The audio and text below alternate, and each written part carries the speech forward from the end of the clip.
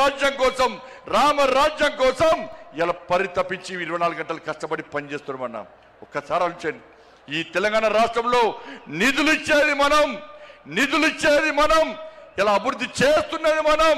ఇవాళ రైతులు రోడ్ల మీద చూస్తే కొనుగోలు ఇప్పటికీ ప్రారంభించకపోవడం వలన ఇప్పటికే కొనుగోలు పూర్తి కావాలి. వర్షాలు పడి వడగల వానలు పడి వాళ్ళ రైతులు రోడ్ల మీద పడిగాపులు కాస్తే ఇంతవరకు కొనుగోలు ప్రారంభించకుండా రైతులను హరిగోస పెడుతున్న ప్రభుత్వం కాంగ్రెస్ పార్టీ ప్రభుత్వం. ఇలా పైసలు ఇచ్చింది మనం, కొనుగోలుకు డబ్బులు ఖర్చు పెట్టేది మనం, నిధులు ఇచ్చేది మనం, మధ్యవర్తిత్వం వహించి కొనుగోలు ప్రారంభించకుండా రైతులను నడ్డి విస్తున్న ప్రభుత్వం ఇలా కాంగ్రెస్ పార్టీ ప్రభుత్వం. ఉద్యోగులకు డిఏ లేవు, పిఆర్సీ అమలు లేదు, నిరుద్యోగులకు ఉద్యోగం లేదు, నిరుద్యోగ వృత్తి లేదు, విద్యార్థులకు భరోసా కాలేదు, 2500 మహిళలకు లేవు, 4000 రూపాయల ఆసరా పెన్షన్ లేదు, అందరికీ రైతు భరోసా లేదు, అందరికీ రైతు బోనస్ లేదు. వాళ్ళు ఏమీ లేకుండా ఇలా 6 గ్యారెంటీలు పక్క పెట్టి కేవలం ఢిల్లీకి పైసలు పంపడమే లక్ష్యంగా ఇలా రేవంత్ రెడ్డి ప్రభుత్వం పనిచేస్తున్న విషయాన్ని ఒక్కసారి గుర్తు చేసుకోవాల్సిన అవసరం ఉంది. ఇలా ఇచ్చేది మనమన్నా. ఒక్కసారి నాతో పాటు చెప్పండి అన్నా. ప్రధానమంత్రి గరీబ్ కళ్యాణ్ అన్న యోజనకు బియ్యానికి పైసలు ఇచ్చేది ఎవరన్నా? వాళ్ళ బియ్యానికి పైసలు ఇచ్చేది నరేంద్ర మోడీ ప్రభుత్వం అన్నా. స్వచ్ఛ భారత్ మిషన్ పైసలు ఇచ్చేది ఎవరన్నా? జాతీయ రహదారులకు పైసలు ఇచ్చేది ఎవరన్నా? రైల్వే నిధులు ఇచ్చేది ఎవరన్నా?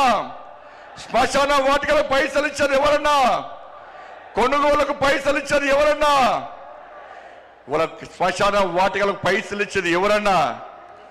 అన్ని నిధులు మనమే ఇస్తుంటే, వేల కోట్ల రూపాయల నిధులు మనకు వస్తుంటే ఇవాళ కాంగ్రెస్ పార్టీ ప్రభుత్వం మాకు ఏమి ఇస్తలేదని ఎలా భారతీయ జనతా పార్టీ ప్రభుత్వాన్ని బదనాం చేసే ప్రయత్నం చేస్తే అడ్డుకోవాల్సిన బాధ్యత మనకుదన్నా.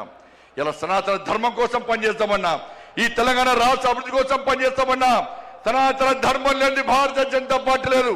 అరే 80% హిందువుల కోసం పనిచేసే పార్టీ నా భారతీయ జనతా పార్టీ.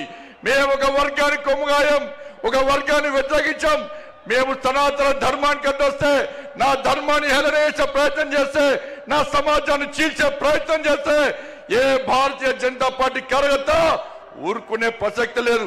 మేము అల్లాను కించపరచలే, మేము యేసు ప్రభుని కించపరచలే, కానీ నా రాముని కించపరిస్తే, నా భగవంతుని కించపరిస్తే, నా సమాజాన్ని హేళన చేసే ప్రయత్నం చేస్తే ఊరుకునే ప్రసక్తి లేదన్న విషయాన్ని కాంగ్రెస్ పార్టీ, వాళ్ళ కమ్యూనిస్టు పార్టీలు కానీ బీఆర్ఎస్ పార్టీ కానీ గుర్తుంచుకోవాలి.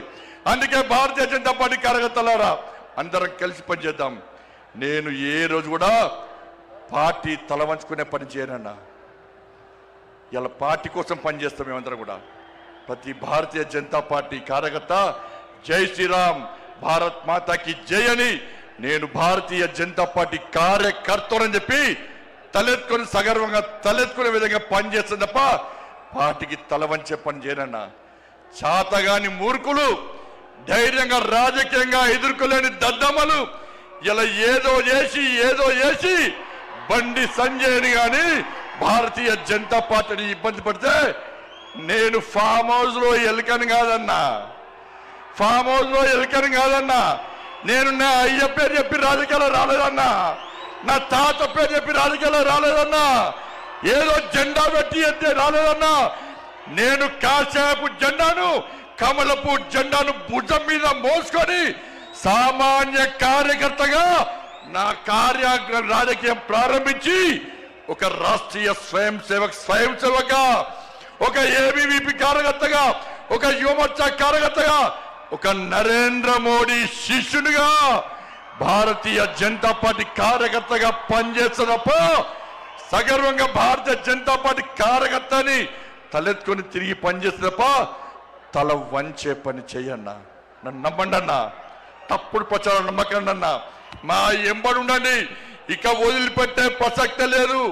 ఈ రోజు నుంచే మోడీ గారు ఈ రోజు వచ్చిపోయిన తర్వాత ఈ రోజు నుంచే తెలంగాణ రాష్ట్రంలో ధర్మం, తెలంగాణ అభివృద్ధి, ధర్మం ఆధారితంగా తెలంగాణ రాష్ట్రాన్ని అభివృద్ధి చేయాలంటే జై శ్రీరామ్, జై తెలంగాణ, జై శ్రీరామ్, జై శ్రీరామ్. ధన్యవాదాలు. జై శ్రీరామ్, జై తెలంగాణ.